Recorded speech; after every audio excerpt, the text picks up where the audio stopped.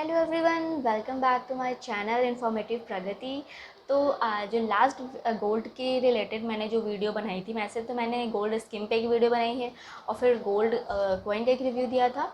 तो वो उसको आपने बहुत पसंद किया था, तो मैंने सोचा कि क्यों ना मैंने फिर से जब एक बार अलग एक्सपीरियंस लिया है तो क्यों ना मैं आपके साथ शेयर करूं। और उसमें मैंने आपसे बहुत कुछ सीखा भी है, क्योंकि मैंने गोल्ड को बेच के कुछ नया गोल्ड ख़रीदा है। इसमें मैंने अलग से भी पैसे लगाए हैं, बट मैंने गोल्ड बेच के ख़रीदा है। और बेचने के समय क्या है कि आपको बातों को ध्यान रखना चाहिए। और फिर आपको किस बातों का ध्यान रखना चाहिए जब आप बाय करते हो, भले आप ब्रांड से बाय करो। क्योंकि जो मैंने सेल किया था ना, वो तनिष्क की ज्वेलरी था। तो वीडियो को लास्ट तक देखें ताकि आपको हर एक चीज़ डिटेल में अच्छे से पता लग पाए कि गोल्ड ख़रीदने से पहले और बेचने टाइम आपको किन किन बातों का ध्यान रखना पड़ता है। Hello everyone, welcome back to my channel.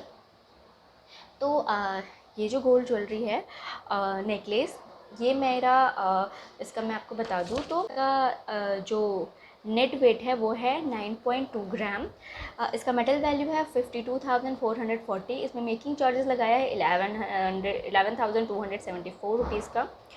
इसमें जीएसटी लगा है 1877 रुपीज़। तो इसका टोटल कॉस्ट आया था 64,464 रुपीज़, जो कि मैं एज अ स्क्रीन पे भी आपको पूरा कैलकुलेशन दिखा दूँगी।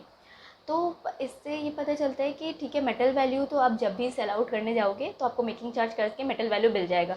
तो इमरजेंसी में कोई सेल करता है, कोई भी गोल्ड ज्वेलरी से सब इमोशनली अटैच होते हैं, तो कोई सेल नहीं करता है। बट मैंने जैसे कि आपको प्रॉमिस किया था कि मैं सेल का भी बताऊंगी, तो सेल का मुझे ये पता लगा कि पहले मैं डायमंड नेकलेस लेने गई थी। फिर डायमंड के समय पे मैंने फ़ाइनल कर लिया डायमंड नेकलेस। फिर मुझे पता लगा जब मैंने अपनी ज्वेलरीज दी, वो भी तनिक से खरीदी हुई, उन्होंने डायमंड वापस दे दिए। बोले कि हम इसका डायमंड कट करके आपको वापस दे देते हैं, जो उसमें रेस्ट गोल्ड बच रहा है वो हम मेल्ट करके उसकी वैल्यू आपको दे देंगे। बट क्या डायमंड ज्वेलरीज तो 18 कैरेट गोल्ड में बनती है, क्योंकि 22 कैरेट उसके लिए एलिजिबल नहीं होता है। तो 18 कैरेट का क्या ही वैल्यू मिलने वाला है आपको, फर्स्ट ऑफ ऑल। और वो डायमंड दे देंगे तो वो कटा हुआ डायमंड कौन लेने वाला है। मैंने बोला तनिष्क से है, तो उन्होंने बोला कि तनिष्क में ही आपको जाके उसको वापस देना होगा, वहाँ पे सेल होगा, यहाँ पे नहीं होगा।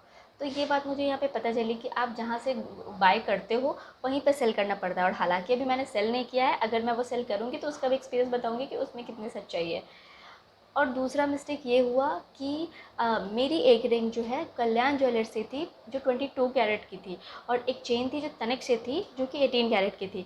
बट इन्होंने मेल्ट करते समय क्या किया, दोनों को एक साथ मेल्ट कर दिया और बोला कि इसकी वैल्यू जो वो, इसका जो प्योरिटी है वो 18 कैरेट है। और 18 कैरेट के हिसाब से उन्होंने मेरा जो है पैसा मुझे दे दिया और इसमें एडजस्ट कर दिया। बट मैं फर्स्ट टाइम था तो मेरा दिमाग उतना वहाँ पे संभल नहीं पाया, क्योंकि मैं बहुत एक्साइटेड हो गई थी कि माय गॉड, मैं ख़रीद पा रही हूँ, एलिजिबल हूँ बेचने के बाद भी।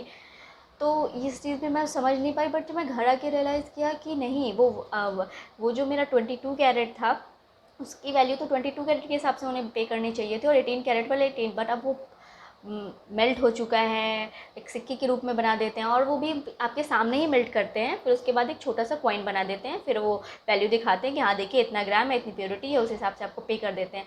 बट जब भी आप करने जाएँ और अगर आपका ऐसा हो कि अलग अलग कैरेट है, तो उसको अलग अलग कैरेट के हिसाब से उसको बोले मेल्ट करने के लिए, और वैसा ही वैल्यू ले। ये गलती कभी ना करें। सेकेंड चीज़ कि एक तरह से बिल्कुल नहीं हो जाना है कि बस यहीं पे मेल्ट करके दिखाया, उस पर ट्रस्ट कर लिया। अगर आप पॉसिबल है तो अगर आपका तनिष्क से लिया है तो तनिष्क में जाके भी एक बार उसकी वैल्यू मनी देखिए कि उस समय पे उसका वैल्यू उस समय क्या है, सेनको में क्या है। 3-4 जगह पे चेक कर लीजिए, और जहाँ पे सबसे हाईएस्ट दे वहाँ पे सेल करिए, ना कि एक जगह पे जो बताया उस पर कर ले। वैसे कि ब्रांड्स आपसे ज़्यादा धोखा नहीं करते, 300-500 रुपये का ही डिफरेंस होता है।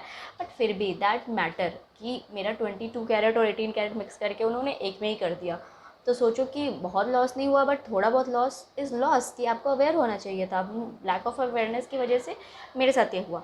तो आप ऐसा बिल्कुल मत करिएगा। सेकेंड थिंग कि जब मैंने डायमंड, जब उन्होंने लेने से मना कर दिया, मैंने भी लेने से मना कर दिया कि मुझे ये डायमंड नेकलेस नहीं चाहिए, मैं तो अब गोल्ड ही लूँगी। तो उसके बाद से मैंने ये गोल्ड लिया, और ये पॉसिबल हो पाया है just because of my hard work, my mom blessings. So thank you so much. और आप भी मुझे सपोर्ट कीजिए और सतर्क रहिए। Thank you so much.